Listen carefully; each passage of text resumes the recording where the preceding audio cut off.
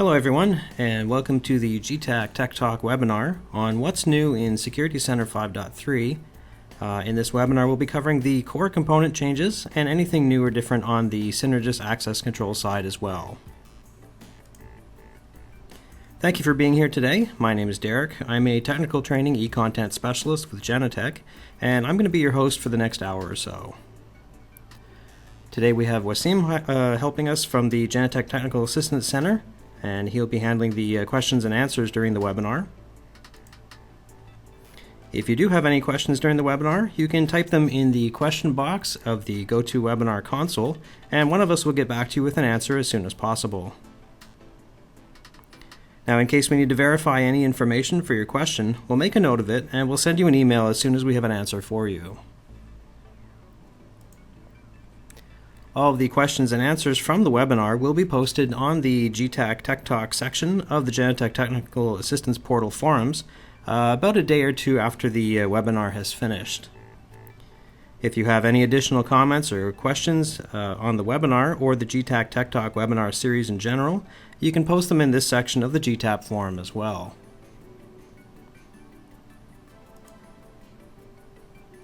The webinar is being recorded, and all the webinar videos can be found on the GTAP by going to the Resources section and then going to Videos.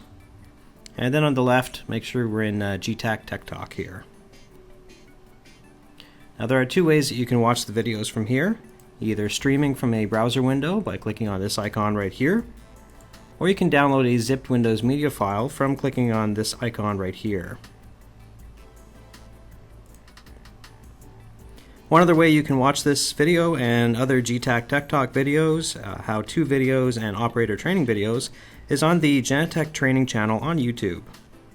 So all of the previous videos from the GTAP have been uploaded to the channel, which can be accessed from your desktop PC or a mobile device. Please check it out, just search for Genetec Training on YouTube. Now, if you missed the previous webinar on changes in the 5.3 video components, you can watch it from here or from the video section of the GTAP. To receive emails concerning the latest additions to the Genetec Technical Assistance portal, you can log into the GTAP, go to the My Account section, and go to Email and Notifications.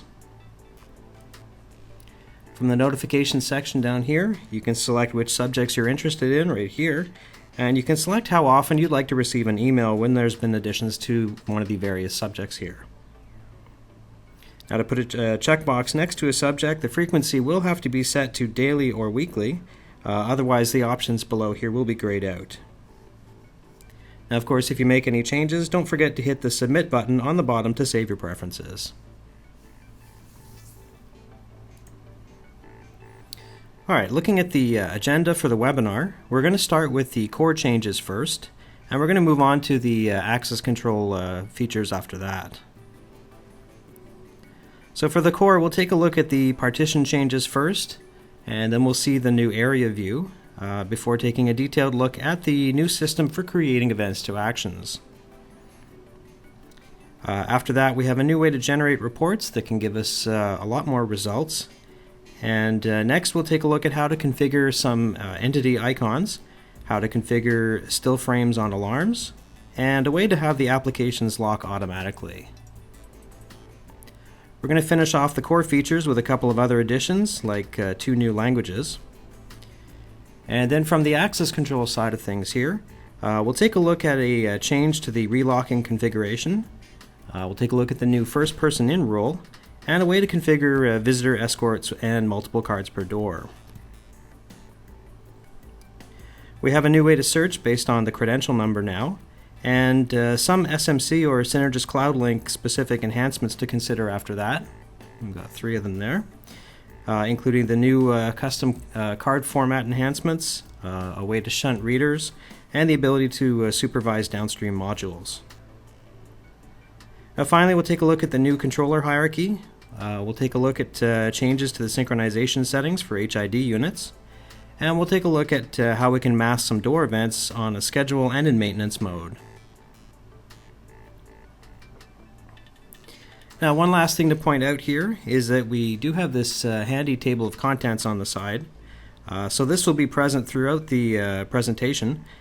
So if you do have to step away, or if you're watching the recording of this video later on, you can see where we are in the presentation by the marker here, and you can either skip forward to the part you want to watch, or you'll be able to catch up if you had to step away.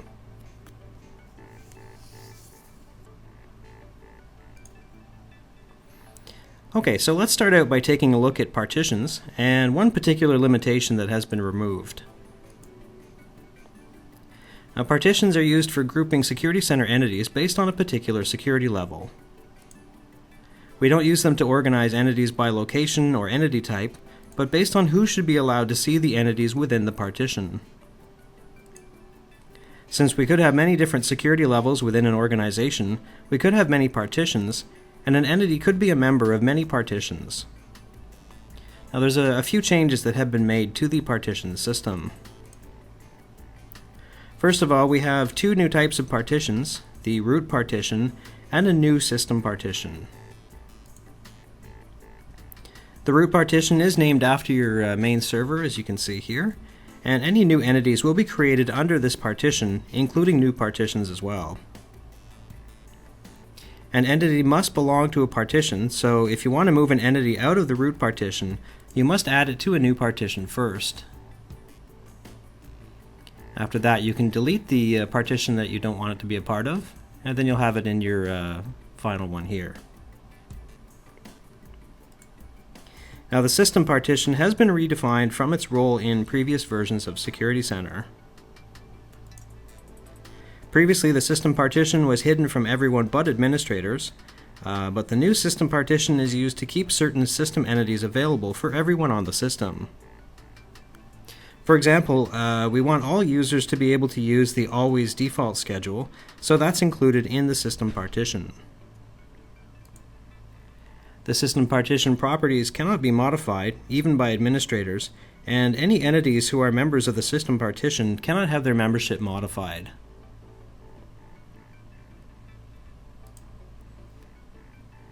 Now, one of the nice changes made to the partition system is the removal of the partition membership limit on an entity. So previously we could only have an entity be a member of a maximum of 3 partitions. For larger systems, that may have caused problems when there are a lot of security levels, and many levels should have been able to see one particular entity. This restriction has been removed, so you can add an entity to as many partitions as you need to, and this will help keep the system more organized from a security perspective.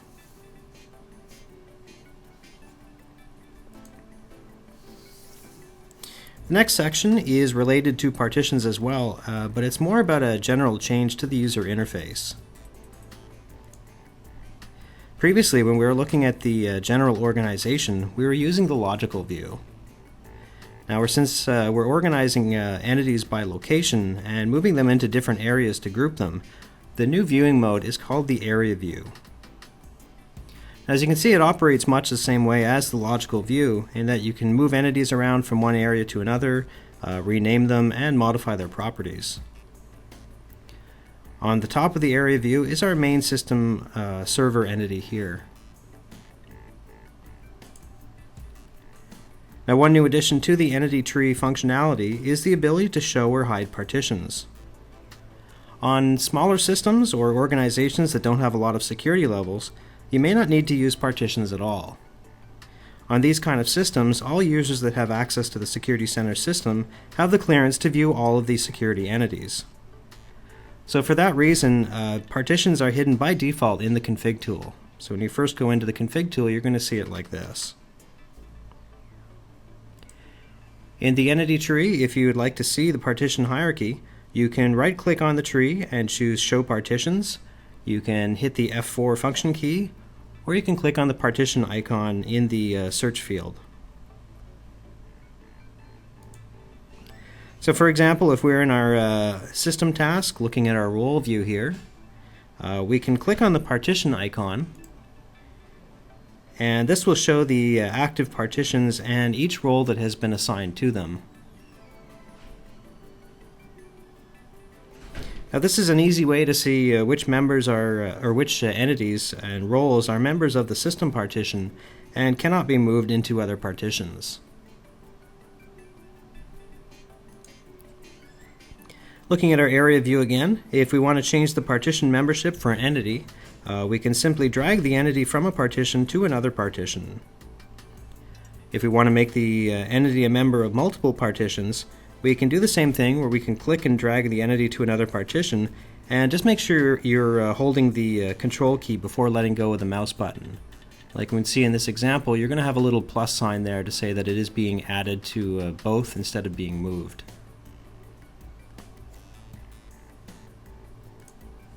Now you can use the Shift and Control keys to select multiple entities, and then drag and drop them into a partition. To remove the entities, just drag them out of the partition and back into the root or some other partition. Now you'll notice that when we choose to show partitions in the area view, the main server on the top here changes to the root partition.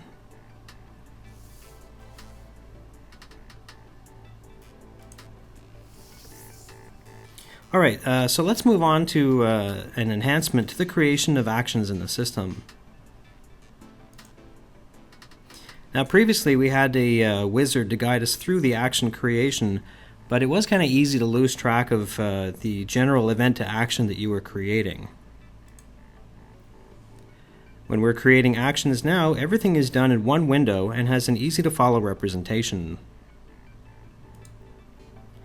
Actions are still created from the System task under the General Settings view and using the Actions tab on the left.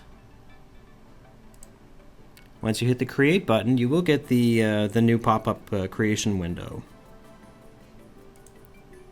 So for our example here, let's say we want to trigger an alarm when we see motion on any camera while the location is closed for the night. Now the first thing to choose is the event we want to use to trigger the action, which in our case is our motion on for this example. Now previously in the From category here, we would have had to choose one entity and basically recreate this action for all the entities we want to use who want to use the same action. Now we can choose a specific entity, or we can choose the trigger to trigger the action if the event happens on any entity that triggers the event. From the drop-down menu here, if you click on it, you can choose a specific entity if you would like. And if you change your mind and want this action to apply to all entities again, you can just go down and click on the Unassign button on the bottom of the drop-down menu. Since there can be many different entities and events, there is a convenient search box in the menu for both of these fields. Now we want this to happen anytime we have a motion on event, regardless of the camera, so we're going to unassign it and choose the Any Entity option here. So next we need to choose what will happen when the event happens using the Action menu. In our example, we want to trigger an alarm, so we're going to choose the Trigger Alarm action. Some actions have additional parameters that need to be set, which will appear in this section once we choose the relevant action. In our case, we need to specify the alarm that will be triggered on the Trigger Alarm action, and what kind of acknowledgement condition needs to be met. Finally, we need to set the time frame down here for when this action will be valid. In our scenario, there shouldn't be anyone working at the site overnight, so we want to know if there's any motion on any of the cameras. But during the day, there probably will be a lot of motion from the people that work there, so we don't want this alarm to trigger constantly. So to restrict when the action will be done, we can just click on the default always option here, and we can choose a new schedule from the menu. In our case, we're going to choose the overnight hours schedule that we had set up previous to going into the Actions menu. Now, just taking a general look at the pop-up window here, we can read through it and it makes it very clear what the action does. So when a motion on event occurs from any entity, we can trigger the motion on alarm for motion overnight. with no acknowledgement condition, and this is effective in the overnight hours schedule. So all your information is right there and in a very easy to follow format here. Now, of course, same as previously with the actions, if anything needs to be changed once you've saved the action, you can just click on it, click on the edit button right there, and the same menu will pop up with the same fields, so you don't have to jump back and forth between menus on the wizard and try to figure out what needs to be modified.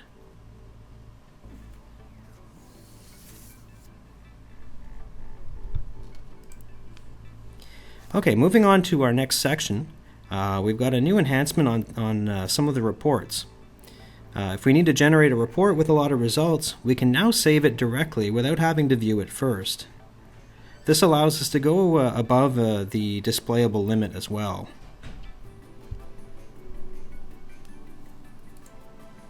So taking a look at the properties in the Report Manager role, we can see the number of results we're limiting our reports to.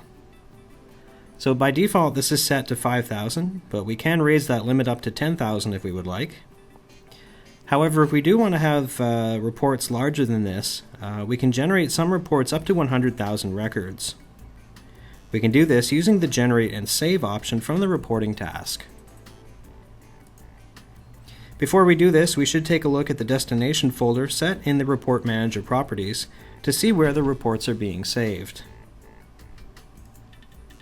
By default, it's going to the Report Manager Exports folder within the Security Center folder, but it could be more convenient to save this to a mapped drive that others can access, or a drive that does not contain the operating system.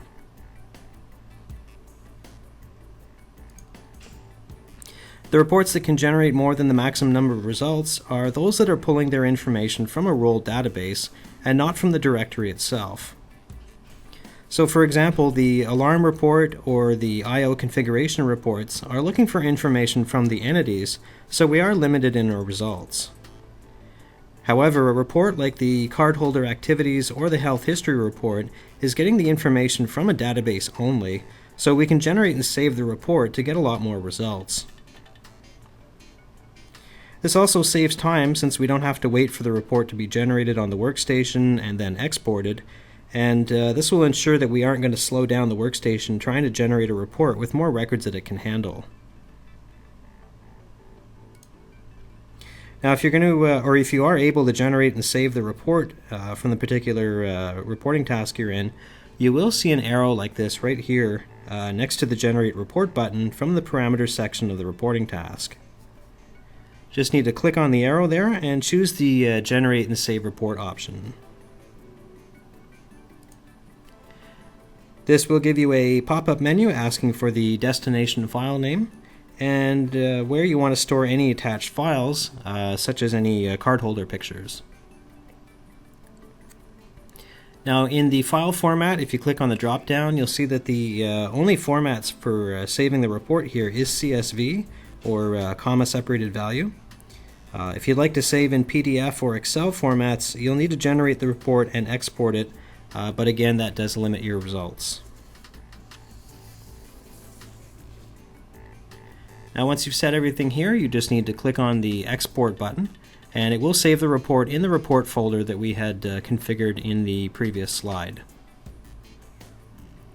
Now there's a new action that can be used to generate these kind of reports as well, so they can be automatically stored in a shared folder on a specific time frame. So to do this, the first thing we need to do is set up our report with the parameters we need to use, and then we need to save the reporting task. So if you right click on the report that you generated with the results, do Save As, give it a name, put it in the public tasks is probably the best option here, and give it a relevant name. So next, once we've got that saved, we can go into the System task of the Config tool, and we can open the Scheduled Tasks section. We'll need to create a new scheduled task.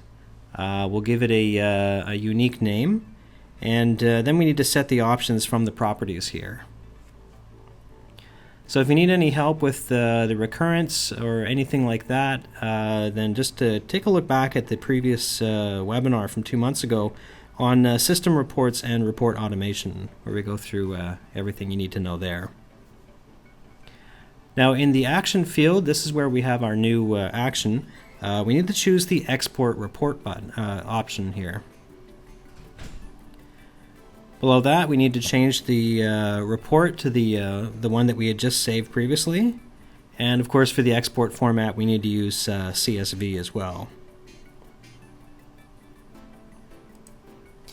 Now, if you do only want to keep the most recent version of the report, so if it's a large report or you don't really need to see the previous weeks or previous days, you can check the overwrite existing file option here, and then you'll just keep the most recent one there.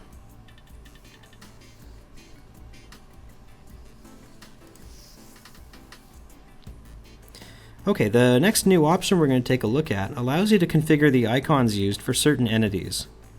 This will help make your Security Desk workspace easier to use and make the entities more identifiable for the operators who are using it. This option isn't available to all entities, but the major monitoring entities do support it, such as areas, doors, cameras, card holders, and users. To change the icon for an entity, click on the entity and look in the Identity tab. Next to the type here, there's an icon in the description, so we've got areas here. And there should be an arrow for the ones that we can configure right next to the type here. So using the available icons, we can give this particular entity a more distinctive icon that can identify its purpose or location. So for example, this particular one I pulled up was for our Plan Manager area, and it's used to organize our maps into one usable group. Now, since this is not an area that's grouping entities by location, we might think it's more applicable to change the icon to a file folder. If we have another area that's grouping the entities for a client's home security system, we could use a house icon in that case. Now when you take a look at your area view, this makes it a lot easier for the operators to find what they need in the monitoring task.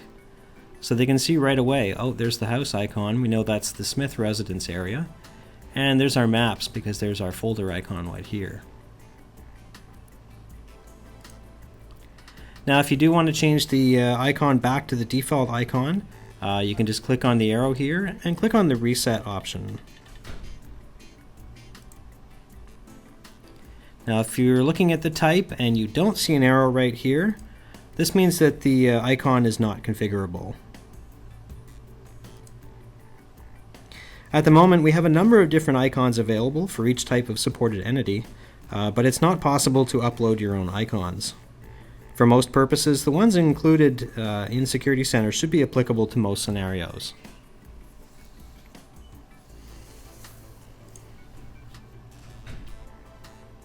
We have a new feature for alarms that's useful when identifying an incident when an alarm is triggered. Instead of showing live or playback video, we can now also show still frames from a camera. To use this feature, just go to the properties of the alarm entity and select the video display option drop-down menu right down here. We can either show still frames exclusively, or we can choose to show live video and still frames. And once you select either option, you will have a button next to the menu to configure the timing of the still frames. That'll bring up this window here, and we can choose to either use the same display durations for all the still frames, or we can actually configure it and use independent durations for each. In the options below, we can set the total number of frames we want to see, how many seconds before we want the alarm to start, and the total time that we want the still frames to cover. Now below here, it's going to give us the still frame times, and that's going to change depending on what we've set in the parameters up here.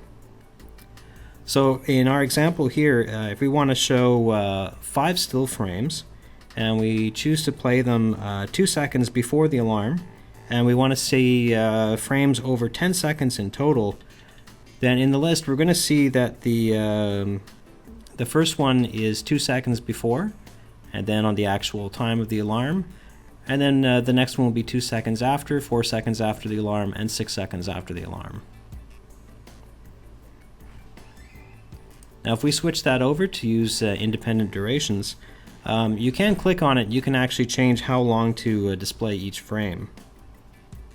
So you could show the frames leading up to the alarm for a shorter time and the ones after it, and actually display the frame at the time of the alarm for a little bit longer in case more attention is needed to see what's going on in the actual frame.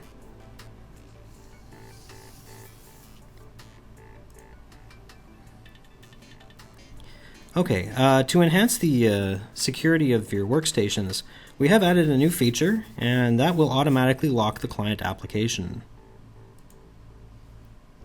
To set this up, we just need to open the User Management task, select the user or user group, and then go to the Advanced tab.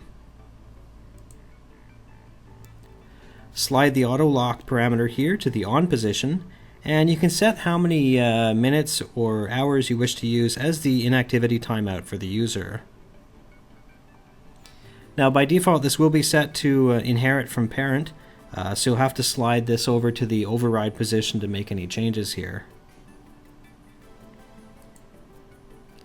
After the specified number of hours or minutes has passed, the client application will display a warning that it's about to lock. It's going to give you a countdown here and tell you how long. And once it has locked, if you need to resume the client application, the user will basically just have to log back in.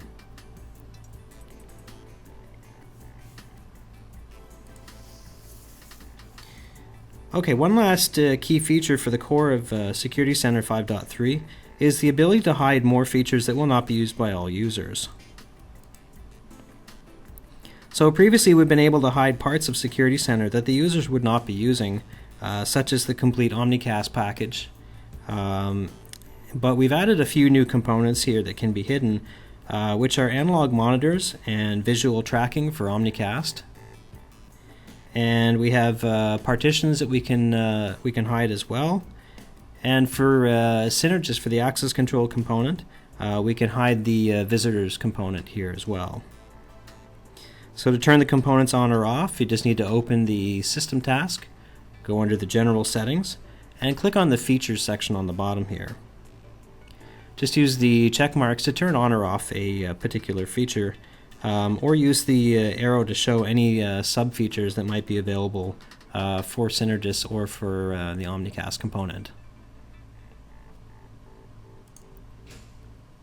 One last thing to mention is that we have added a couple of new languages for this release. You can now run Security Center in Russian or Swedish. To change the language of your client application, you just need to go to the folder where you have Security Center installed and run the language tool executable.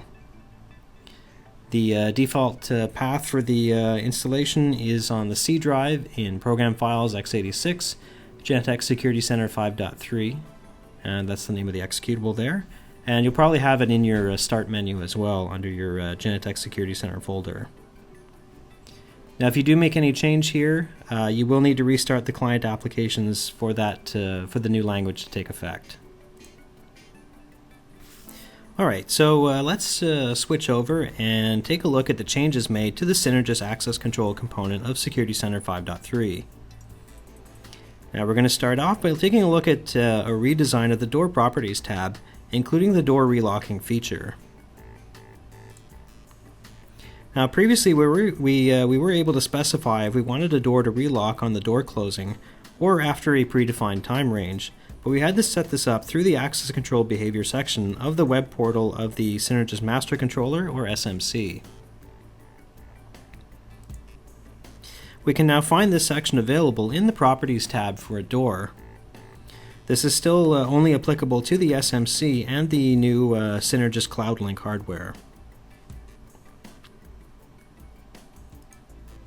Now some of the previous information has been reorganized as well, and is presented in a clearer format and order.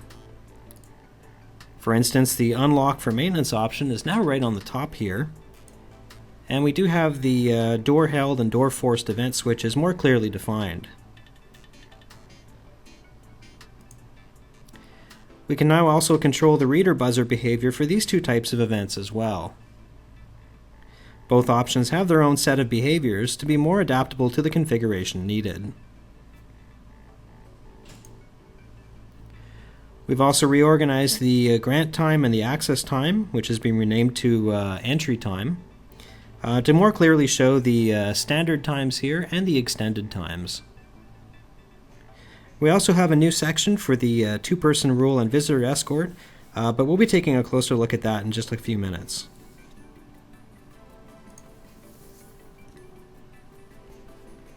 Let's move on to a new area feature called the first person in rule. This rule is used to keep all doors in an area locked until one of the designated supervisors is on site and has entered a door to the area. If there's no entry sensor on the door, entry is assumed when there's an access granted event. Now let's take a look at the parameters and usage conditions in a bit more detail. We can choose to enforce the first person in rule for both the unlock schedules and for regular access rules. Now this particular section here is set up from within an area's advanced tab. If we have it applied to unlock schedules, the doors will stay locked until one of the specified supervisors enters the area. At the end of the schedule, the door will go back to their lock state, all the doors in the area that are under this unlock schedule. If you do have multiple unlock schedules for a particular door, a supervisor cardholder must enter the area when each schedule is in effect in order to unlock the doors. The first person in rule is reset at the end of each unlock schedule. So if we take a look at our example here, we have our unlock schedule, which should start at this time, but our supervisor cardholder only had an access granted event here after a short time. So the doors were still locked here, even though they were on the unlock schedule. Once the cardholder, the supervisor, entered the area doors unlocked. And then at the end of the unlock schedule, they all relocked again. But we never had another supervisor come in once we hit the unlock schedule B. So these basically, all the doors stayed locked for that period of time.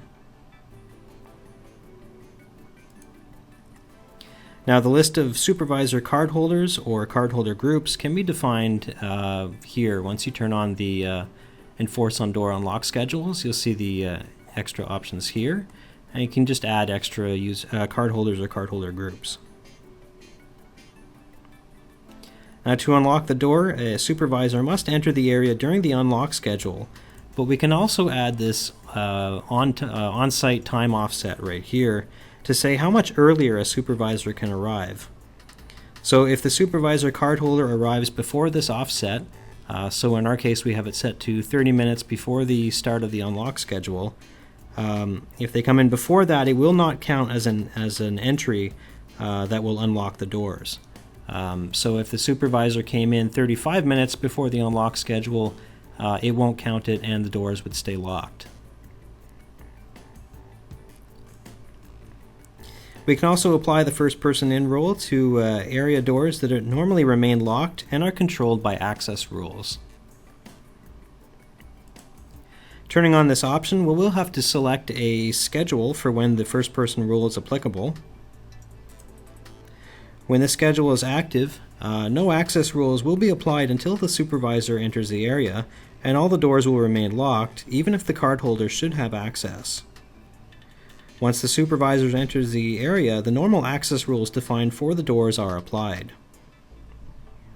Now when we're using the first person in rule on access rules, we can also define a list of exceptions. These people will be allowed to pass even if the supervisor has not entered the area, but they will not unlock the first person in rule for other cardholders. So in our example here, we could have a door leading to the principal's office in a school. So we would only want to apply the access rules to the door once the principal has arrived, But we could add the vice principal as an exception in case he or she needs to enter the office during an emergency. So in the example here, we can see that the janitor should normally have access to this door based on the access rules. But since the principal hadn't arrived yet and hadn't triggered the first person in rule, the doors remained locked and the janitor was given an access denied. As we mentioned for the exception, we have our vice principal. He was able to get in here, even though the door was locked. He was in the exceptions, and it didn't unlock it for everybody else until the principal got there. And then it goes back to the regular access rules, and the janitor was able to enter after that.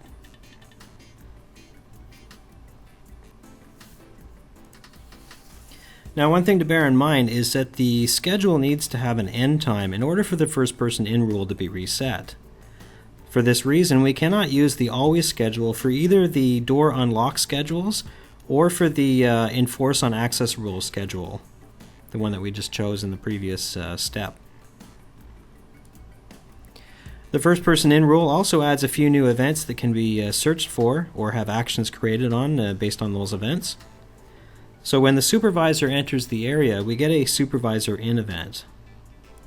If someone tries to access the area before the supervisor has arrived, such as the janitor in the previous example, we get an access denied first person in rule supervisor absent event. And we will also get an event that the unlock schedule has been ignored since the supervisor has not unlocked the area yet. Now, I just want to briefly note that the first person in functionality is not currently supported by HID units.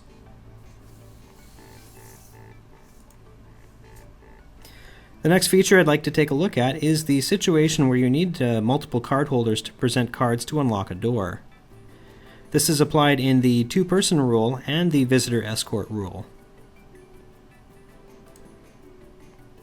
In the first scenario, we would turn on the two-person rule when we have a high security area and want more than one cardholder present to enter the area. This is enabled on a per door basis and can be set up on the bottom section of the Door Properties tab. We can enable the rule from here, and we can also specify if we want both sides of the door to be secure, or specifically the in or the outside of the door. The cardholders can be from any cardholder group, including visitors, as long as the visitor does not require an escort. Now, below the on and off setting here, we can specify the maximum time between card presentations. Now, by default, this is set to 5 seconds, but if the door needs to be more secure, this can be lowered to less time. Or it can even be raised if the reader is in a hard-to-reach place, such as a small hallway, or even if it's a ceiling access panel.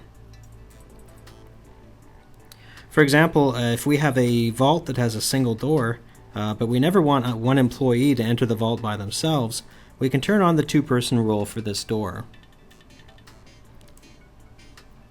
The configuration is in the door property, so we can secure a single room with a door without having to add it to an area, and that keeps the configuration very simple and easy.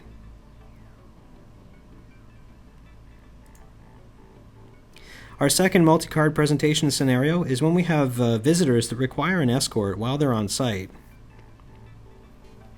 In this situation, the visitors must first present their credentials, and the host must present their credentials afterwards in a timely fashion. So by default, we had it set to 5 seconds.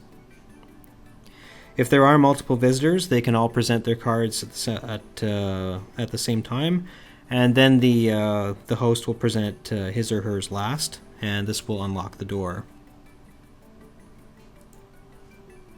To enable the visitor escort rule, just select the area you wish to enable the rule for in the area view of the config tool.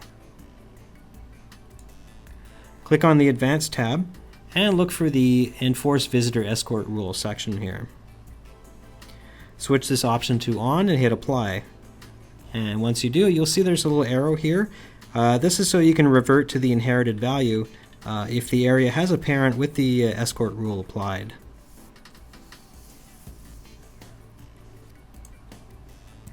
Now the delay between card presentations is determined in the door properties under the visitor escort and two-person rule section that we had seen previously.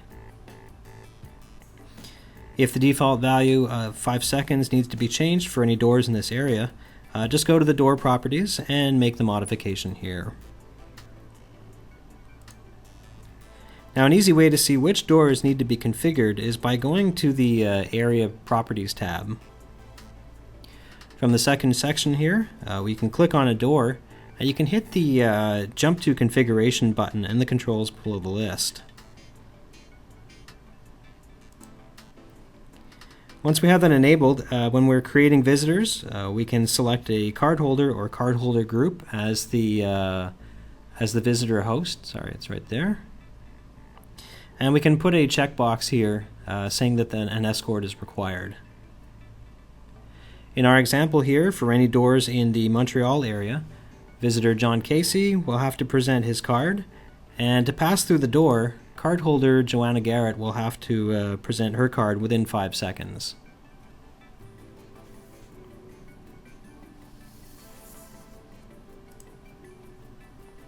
Let's take a look at a new search criteria that we can use in a few reports, which is searching by credential number. This can be used from the Advanced Search section of the Cardholder Management task, the Credential Management task, and the Visitor Management task. Click on the Credential Information section to enable this filter, and we can specify the card format to use, including any custom card formats that we have configured prior to starting the task.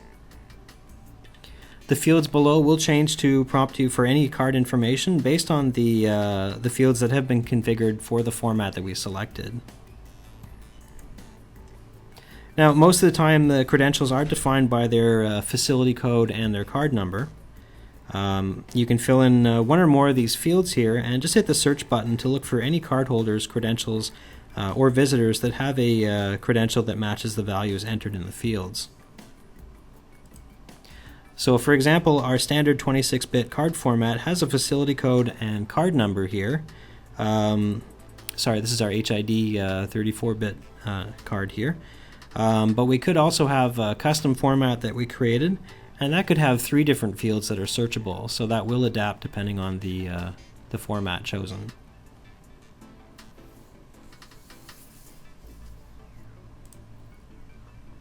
We're going to move on to a few topics that are all enhancements that affect the SMC and the Synergist CloudLink hardware.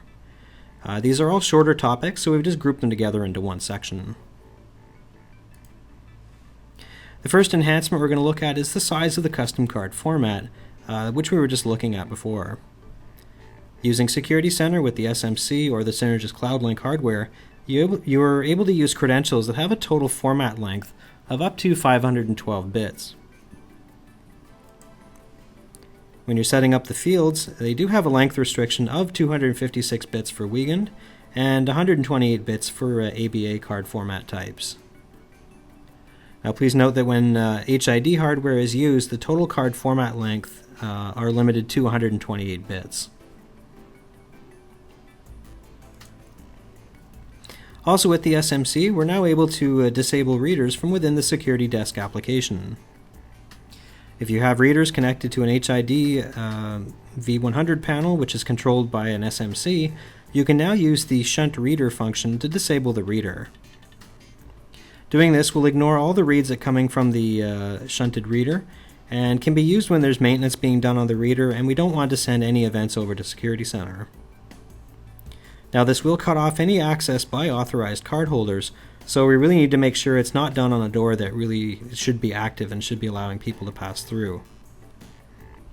There are 3 different ways that we can shunt a reader from the Security Center client applications. From the security from the Security Desk, you can click on the reader icon right here in the door widget, and we can select the reader side that we want to shunt. Once we've selected one, if there's one on, if we hover over the reader icon, It will give us the state of the readers that are associated with that door, and it will update the door widget as well. If we have a door in a canvas tile, you can also right-click on the tile, or you can click on the tile number up here, and then from there choose the door section, and you can choose the reader to shunt from here or reactivate as the case is here. You can also choose to activate the reader shunting from the config tool. So we just need to open the access control task. We go to the roles and units section, and then we select the unit associated with the door. Click on the Peripherals tab to see all the inputs, outputs, and readers associated with the unit. And then from here we just need to click on a reader and hit the Edit button on the bottom, or we can just double click on it, and that's going to bring up the reader properties here. We just need to check the shunted box to deactivate the specific reader here.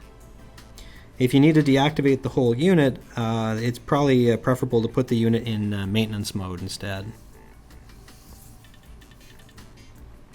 Now from here, this can also be done on inputs, which is supported for HID units as well. So inputs can only be shunted from the unit's peripherals tab here.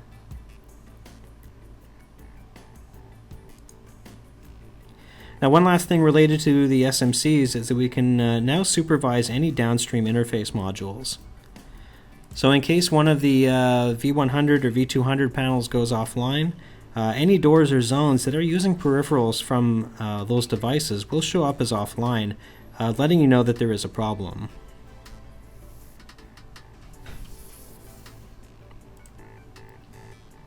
Alright, I want to touch on something new when using the peripherals of downstream devices.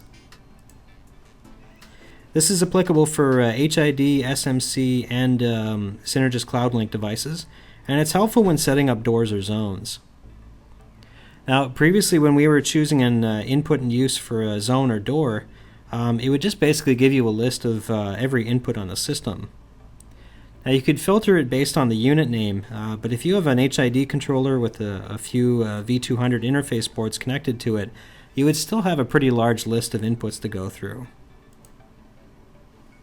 Now we've added an extra search box, and you can actually search based on the interface module name as well. This will reduce the list only to the inputs of that device and make it easier to find the one that you want.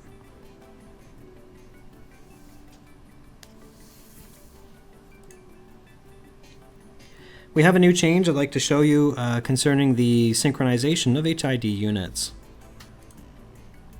This is applicable to any version of the HID units, including the edge controllers. Now, previously we could synchronize a unit automatically, manually, and at a specific time, but we couldn't do multiple syncs within a period. Now we can choose a daily option, and we can choose the time of days that we want to kick off the synchronization. You just click on the Add button here. You can just add a new time to the list. We can also have more options when using the Every option.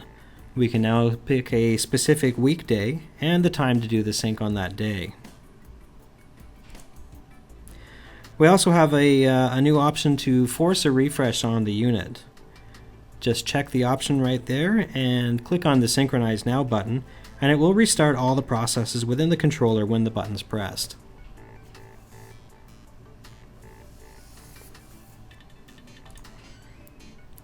Alright, the last enhancement I'd like to talk about is the ability to mask events when a door is in maintenance mode or during an unlock schedule. Taking a look back at the Door Properties tab, take a look under the Relock section that we previously saw.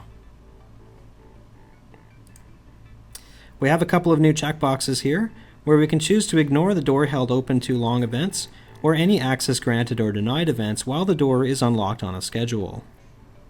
This also applies to the maintenance mode as well, since those types of events wouldn't be useful while working on the door either.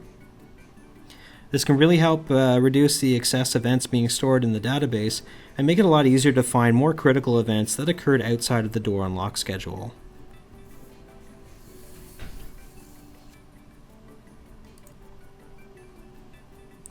Alright, so that should be about everything you need to know about the core and access control changes in Security Center 5.3, and give you an idea on how to set up any of the new features as well and where you can find them.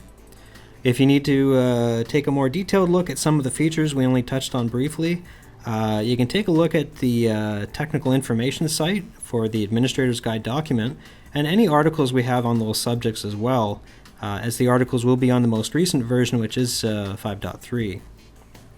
In the next couple of days, we're going to post the video of today's webinar on the GTAP and the Genetec Training YouTube channel, as well as any general questions and answers that we received today. We're going to put those in the GTAP forums, and we're also going to put a link to the slides in PDF format for your reference, and we'll put links to the videos as well once they're up there.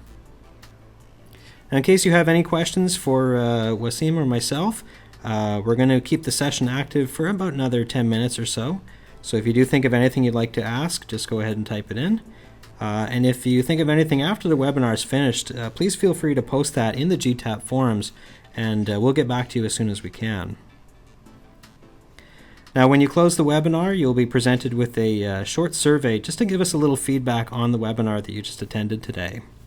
If you have a couple of minutes to spare, we would really appreciate any comments or suggestions you have about the webinar or the webinar series in general. On behalf of myself and everyone at the Genetec Technical Assistance Center, I'd like to thank you very much for attending the webinar today, and we hope you all have a great day. Thank you.